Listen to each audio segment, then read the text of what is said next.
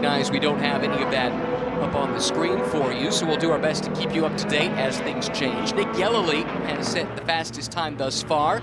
That is in the Acura ARX 06, number 93 for Acura Meyer Shank Racing. Then it's Earl Bamber in the Whelen Engineering Action Express car 31. Those two just got bumped down to second and third respectively because it's another Cadillac. Will Stevens in the 10 from Wayne Taylor Racing goes to the top of timing and scoring. Philip Ang and Sheldon Vanderlinde fourth and fifth in the two BMWs. Entered this year by Team WRT. That is a big change from a year ago. The long-term relationship between BMW and Team RLL, that was severed at the end of last year. RLL still represented on the grid in the GTD Pro ranks with the McLaren. That's very exciting in its own right, but a lot of eyes on this Belgian team, WRT, which is as good of a team as you'll find racing in Europe and around the world, but they don't have extensive experience here in the States. They've built up their new headquarters out just outside of Charlotte, North Carolina, renting space from Haas, the F1 team, and have gone on a hiring spree. They've been preparing for this moment, but this is the first real test. When you look at that build sheet of saying, okay, we're going to take over this prototype program, you've got Indianapolis and you've got Charlotte. Those are really the two sports car racing hubs in North America. There's a great shot there of the changers putting out some new Michelins on the Pratt Miller Corvettes, the 4. But when you're taking over a program like that, you're looking, okay, Charlotte's a great base. There are so many teams there. It's going to be much easier to get quality employees if you pick another city outside of Indianapolis. And if you look at the opportunity to rent space from the Haas F1 team, the building, and I'm very familiar with it, the building was simply the marketing, the PR, the pit crew would practice at Stewart Haas in this building. It was their workout facility, and so getting the cars, getting the pit boxes, everything together, hiring employees, and then yes, we've got a test here in November. Then yes, we're coming back in January for the Roar Before the 24, and then the race. So much that was on their to-do list, and to see, it's like the guys behind the wheel, Philip Ang and Sheldon Vanderlinde, it's like they're just picking up where they left off. Looking how they've split up, Ang and Dries Vanthoor. Those guys, though, are so tight, the friendships, and I think if you of what they've already done so far. I've talked to Philip Ang, during the test session here, Dries Vanthoor as well, and they were really upbeat. They were really looking forward to the season. For them, it's the same car. And so nothing has changed for them except for the people outside the car. And it helps that they've worked with WRT in other championships Exactly. in the past, so there is some continuity So there. it's not, apples to oranges. It's what kind of flavor apple you're looking at. Right. But you look up the grid there, and as you see the Whelen Cadillac pulling into the shot, between the Corvette and the Cadillac was one of those Multimatic Motorsports Ford Mustangs. New livery, they've changed their branding from Ford Performance to Ford Racing. The colors have changed. You can see on the 65 right there. But I can't wait to see the illumination of the pony on the side. Supposedly it's the same. We're at nighttime, can't wait to see it. But that right there is about 18 feet of low voltage LED, and I've got to tell you, I've got a 15-year-old, so I know all about LED lights. It's like the thing, the teenagers are locked in on that. That was on the Christmas list, one of the items, and I shake my head, but then again, my mom used to complain about stepping on Legos when I was a kid, but those Mustangs with that predominantly much more blue theme with those cars, and you can see the GTD Pro end plates and the mirrors on that Mustang. But coming back here to the Whelen Cadillac 31, Earl Bamber, he put that car P3 early on, and that's the second highest in our timing and scoring of the Cadillac fraternity. Will Stevens, as you mentioned, with the Wayne Taylor car. And we talked to him here at the test, for our Rolex 24 NBC Sports preview show. And he was like, everybody wants to be here in January. If you're a race car driver, you want to be in a car, and this is why it's a global all-star race. Think about where these drivers are coming from. You've got the IMSA stars that are staples of this event. They're the backbone of it, but then you bring in the likes of Connor Zilic and AJ Allmendinger from the NASCAR world. You've got the reigning V8 Supercars or Aussie Supercars champion in the field here this year. IndyCar stars galore. Moment there just a second ago. That is Windward Racing's GTD Pro entry, car 48, with a little off and on. Able to continue, however.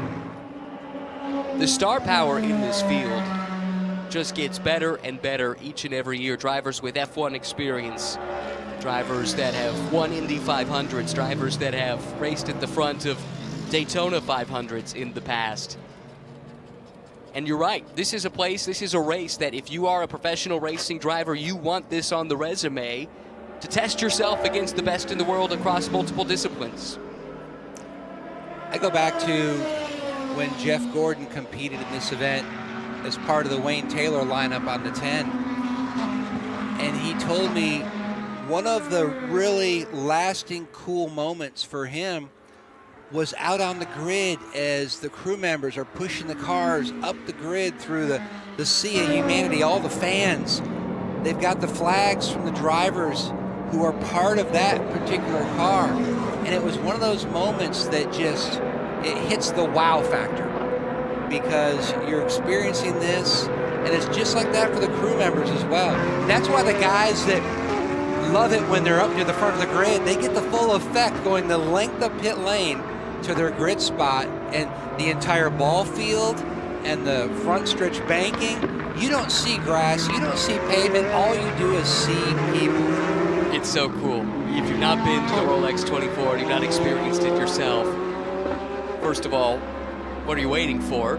Come join us next week, but definitely get here if you can, experience what that's all about. And it is so electric on the grid ahead of this race, and it will be in a week's time. We had a couple people wondering how much time is left. It's a 2-hour session. We're 20 minutes in already. Time flies when you're having fun, Matt. Will Stevens still the quickest in GTP. We ran through the top 3 there earlier, but just as a recap, the 10 from Wayne Taylor Racing, the 93 from Meyer Shank, the 31 from Whelen Engineering, Action Express, the 40 from Wayne Taylor Racing, and then the 60 from Meyer Shank Racing. That's the top 5 right now in GTP. Top 5 covered currently by 0.3 of a second. In LMP2, it is Mikkel Jensen showing the way in car number 2. Alex Quinn for CrowdStrike by APR is second. And a 0.7 of a second gap between first and second in that class. Intersport, great to have that name back in IMSA, third fastest, courtesy of Joop van Outert. The Dutchman, Manuel Espirito Santo, fourth quickest in LMP2. David Heinemeier Hansen, fifth. New name at the top of timing and scoring, though. Porsche Penske back to the 4, this time courtesy of Matt Campbell.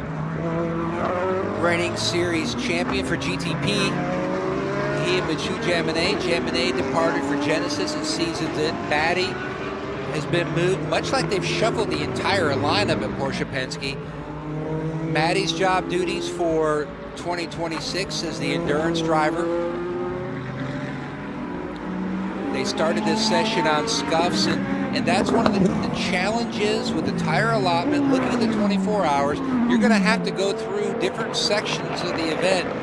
Double stinting tires, so then that way you've got the right number for the final, 6 hours of the event.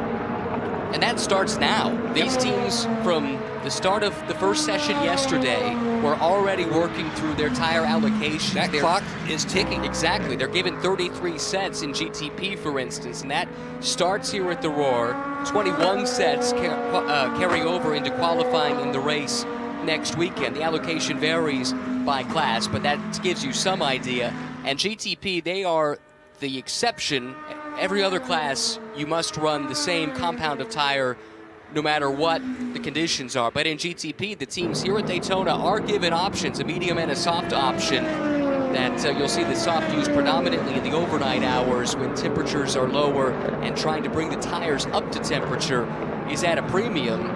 Although maybe a little less so this year because of the new product that Michelin has brought for 2026. I can't wait to see, as we get into the season, the different venues we go to.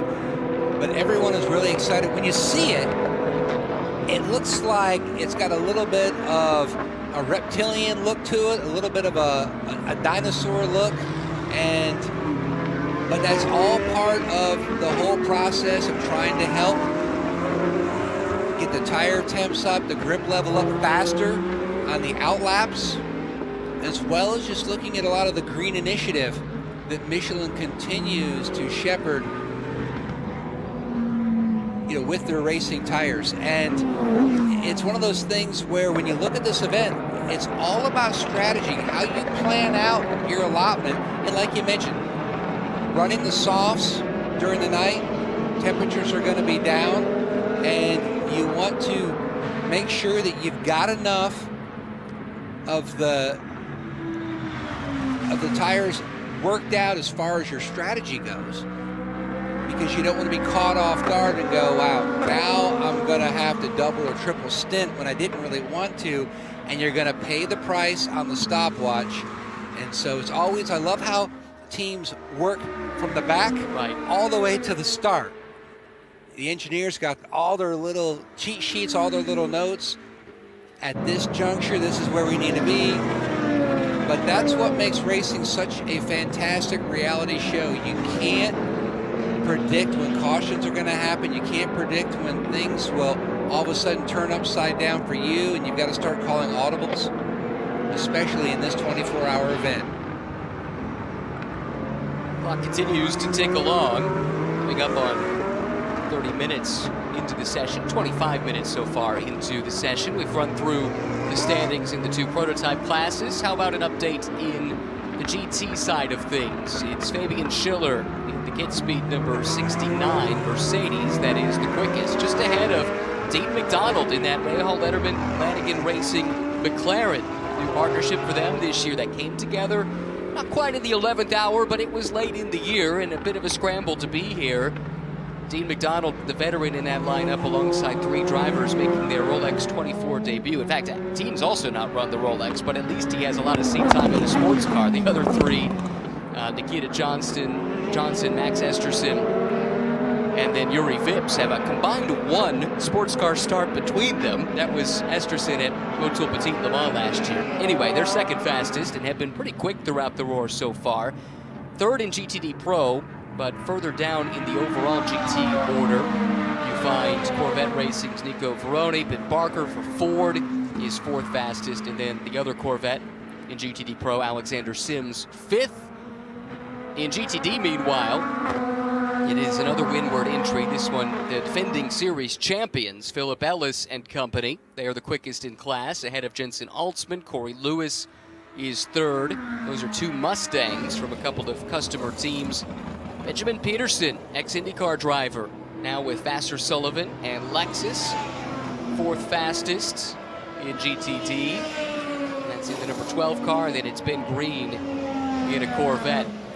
That is fifth in GTD. So now you're caught up on the top five in all four classes. And I love the sights and the sounds when our camera guys get a chance to show off the athletes in action here. Great shot of AO Racing waiting for Spike to hit pit lane. You could see the pit sign waiting to guide that number 99 machine into their pit. PJ Hyatt hits the timing line perfectly.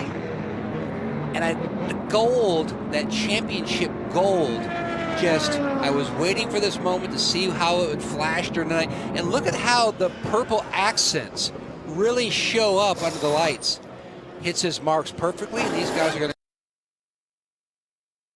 to go to work and change.